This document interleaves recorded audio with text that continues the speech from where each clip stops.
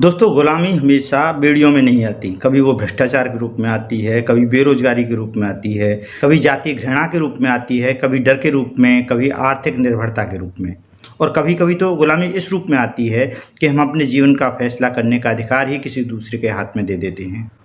हर साल 15 अगस्त को हम तिरंगा फहराते हैं, राष्ट्रीय गान गाते हैं और याद करते हैं कि 1947 में भारत अंग्रेजी हुकूमत से आज़ाद हुआ था। क्या आज़ादी सिर्फ सत्ता बदलने का नाम है?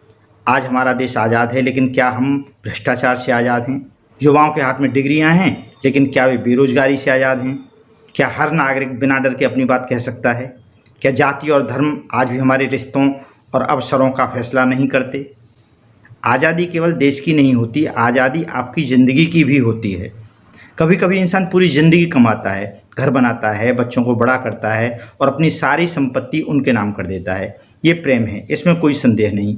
लेकिन प्रेम करते करते अगर हम अपनी आर्थिक स्वतंत्रता ही खो दें तो बुढ़ापे में अपने ही पैसे, अपने ही घर और अपने ही फैसलों के लिए दूसरों की ओर देखना पड़ सकता है।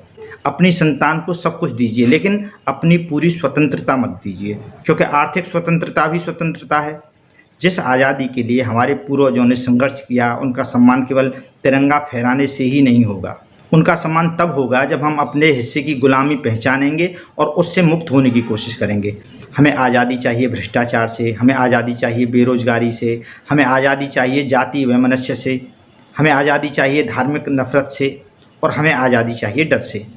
और हमें आज़ादी चाहिए उस मानसिकता से जिसमें हम किसी दूसरे इंसान को अपने से कमतर समझते हैं। 1947 में एक दरवाज़ा खुला था, देश आज़ाद हुआ था। अब ज़रूरत है कि हमारे भीतर का नागरिक भी आज़ाद हो, क्योंकि आज़ादी केवल यह नहीं कि कोई हम पर शासन न करे। आज़ादी यह भी है कि हम अपने विवेक से जी सकें, अपने श्रम का फल पा सकें, अपने फैसले खुद कर सकें और दूसरों की आज़ादी का भी उतना ही सम्मान करें जितना अपनी आज़ादी का।